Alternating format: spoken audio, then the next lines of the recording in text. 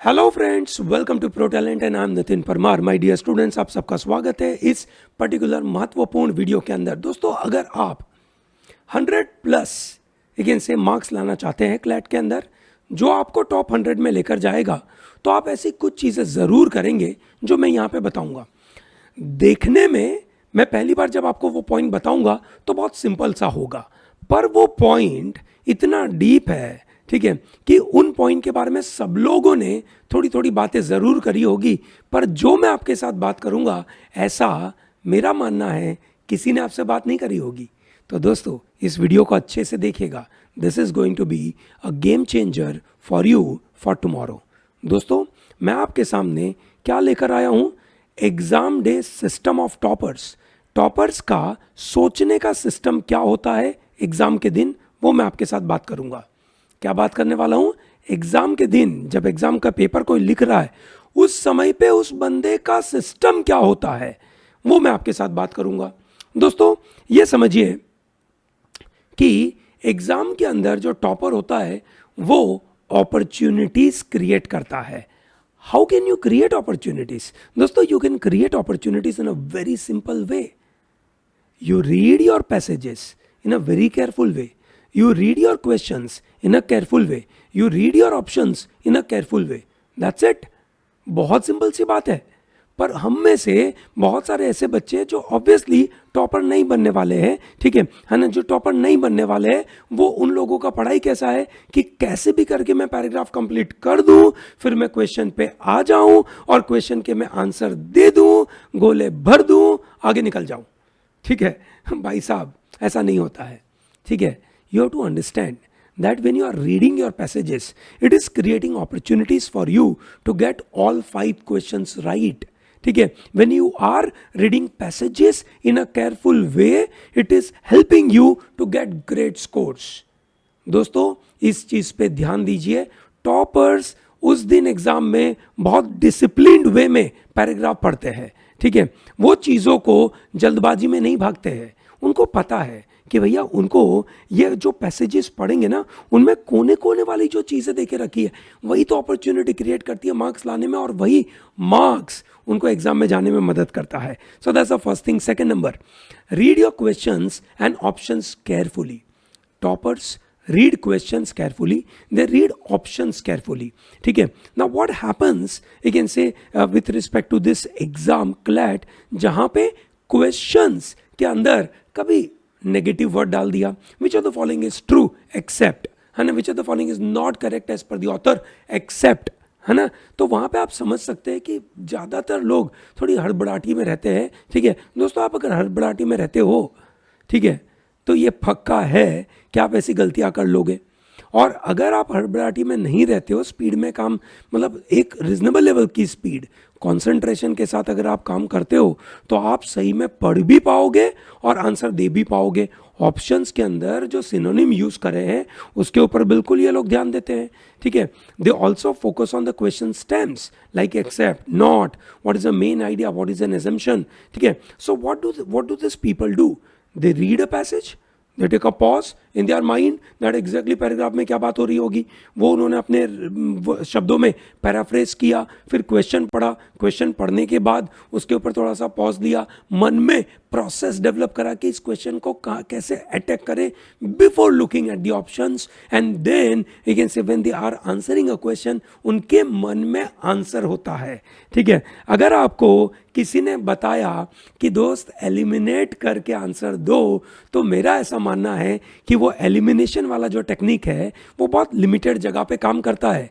सही काम वही है कि आपने क्वेश्चन पढ़ा, आपने पैराग्राफ ऑलरेडी पढ़ा हुआ है, क्वेश्चन पढ़ा, आपको उसके पीछे का आंसर पता है, कहाँ ढूंढना ये पता है, कौन से ऑप्शन में दिखेगा ये आपको फटाक से दिख जाएगा। Is that very clear? In a very rare case जब आप कभी फंसो तो आप उसको एलिमिनेशन टेक्निक पे जा सकते हो। Elimination technique is not a short way to get great scores. दोस्तों, एग्जामिनेशन के अंदर जो टॉपर होता है वो एलिमिनेशन टेक्निक से स्पीड में थोड़ी जाता है। एलिमिनेशन टेक्निक में आपको 4 ऑप्शन पढ़ने पड़ते हैं। ये सनो, चारों 4 पढ़ने के बाद आप उसके ऊपर हर एक ऑप्शन को सोच रहे हो, दिमाग खर्च कर रहे हो और फिर आंसर दे रहे हो। उससे बेटर क्या पैराग्राफ में ढंग से पढ़ लूँ और क्वेश्चन को अच्छे से समझ लूँ और उसके बाद मैं अटैक करूँ उसको, वो सही तरीका नहीं है, वो समय बचाने का तरीका नहीं है, बिल्कुल तरीका है भाई। I hope you are getting this ideas, ये सर नो दोस्तों। इसीलिए मैं आपको बिल्कुल फोर्स करूँगा कि आप जब पैराग्राफ पढ़ो, पैराग्राफ पढ़ने के टाइम पे अपने आप को समय दो, ठीक है, बहुत ज़्यादा नहीं है ना, ठीक है, ये भी ध्यान रखना ज़रूरी है। Focus on OMR filling. दोस्तों OMR फील करना एक कला है, ठीक है, कब करना। There are people who are telling you question के साथ साथ कर लो, उनको शायद नहीं पता, वो एग्ज़ाम लिखने जाते नहीं हैं, ठीक है। एग्ज़ाम लिखने जाने वाले टीचर्स को पता होता है कि भाई है ना किस तरीके से ये एग्ज़ाम में माइंडसेट चलता है, एक सेट है पूरा, है ना। 5 क्वेश्चंस पूछे गए, अगर आप एक एक क्वेश्चन के साथ गोले गोले भरोगे तो कैसे काम चलेगा। So the right method, I have developed a separate video for it, however let me tell you this, है ना। 1 घंटे तक पूरा पेपर सॉल्व करो और उसके बाद आप फिल करो, उसके बाद वापस आधे घंटे तक पेपर सॉल्व करो और उसके बाद गोले भरो, और आखिरी के आधे घंटों के अंदर क्वेश्चन के साथ साथ उसको निपटा लो या सेट के बाद गोले भरने की कोशिश करो। This is very important, okay, ठीक है, this is very important. After every set, okay, in the last half an hour and last 5 minute में आफ्टर एवरी क्वेश्चन, ठीक है ना। I hope it is very clear to you. चलिए बढ़िया, तो भैया 100 मार्क्स लाने के लिए ऐसी कुछ चीज़ें तो करनी पड़ेगी ना जो हमें मदद करे, ठीक है।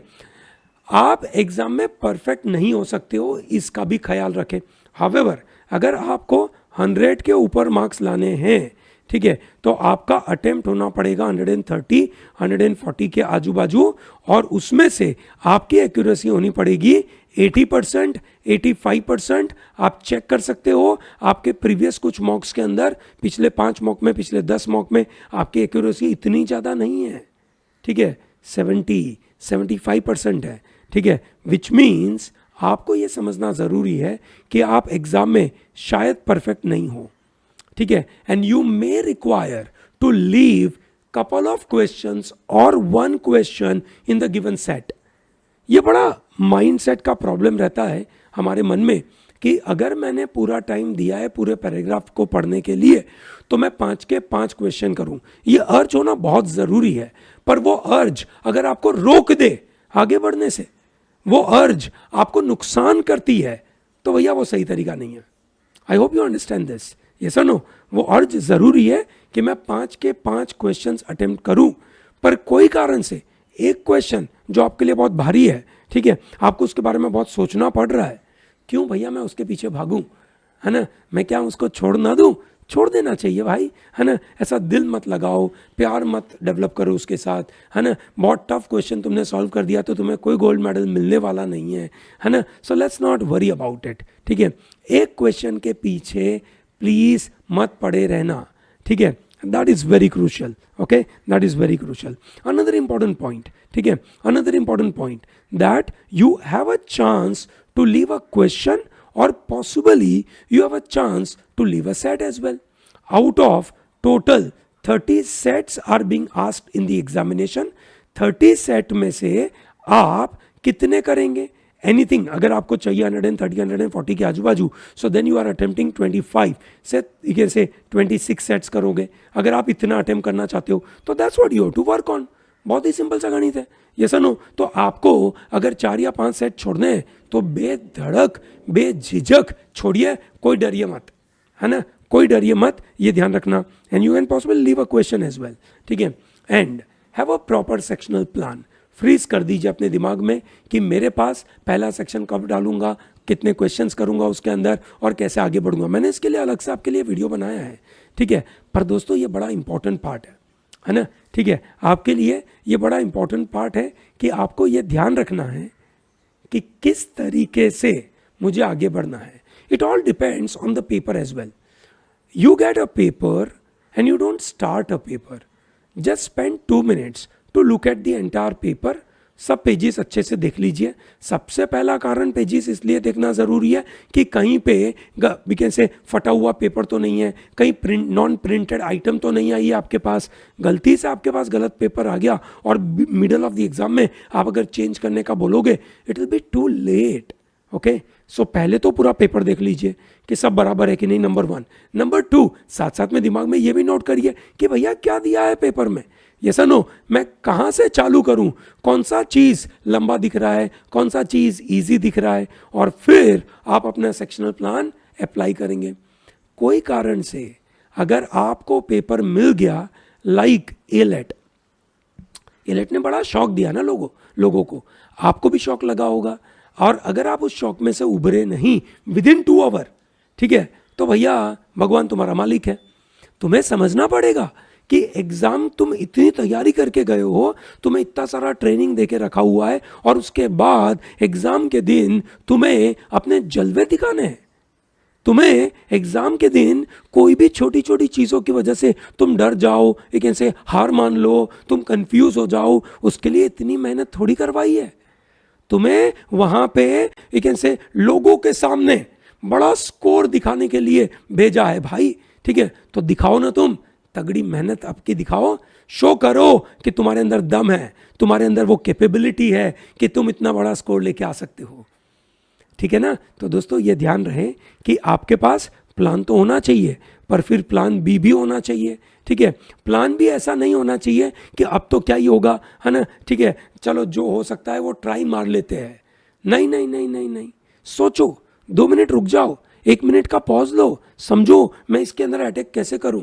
जैसे एलेट के अंदर आप में से बहुत सारे बच्चों ने, अगर आपको टफ लगा कोई पर्टिकुलर पैराग्राफ, उसका लॉजिकल आप नहीं करते, सिर्फ इंग्लिश करते तो भी हो जाता, और अगर आपको इंग्लिश टफ लगा था क्योंकि इंग्लिश में वोकैब भारी थी, तो आप सिर्फ लॉजिकल कर लेते, ये सर नो, ठीक है। और अगर दोनों बर्बाद हुआ है तुम्हारा कि लॉजिक भी अच्छा नहीं है, इंग्लिश भी अच्छा नहीं है, तो भाई तुमने तैयारी नहीं करी है बराबर।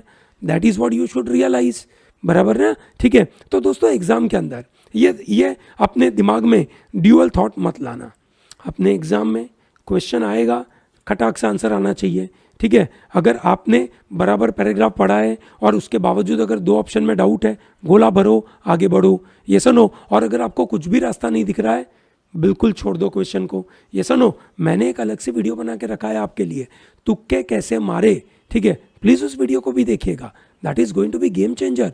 इतने सारे इंपॉर्टेंट टिप्स मैंने जो आपको दिए हैं, प्लीज़ उसको प्रॉपरली फॉलो करें, एंड साथ में ये चीज़ भी फॉलो करें कि आपको आपकी कैटेगरी में कितने मार्क्स का टारगेट लेके चलना है, ठीक है। तो ये भी आप सोचिए, वो तो मिनिमम मार्क्स का टारगेट आपको दिया है, 100 मार्क्स चाहिए, तो टॉपर्स ये 8 चीज़ें फॉलो करता है।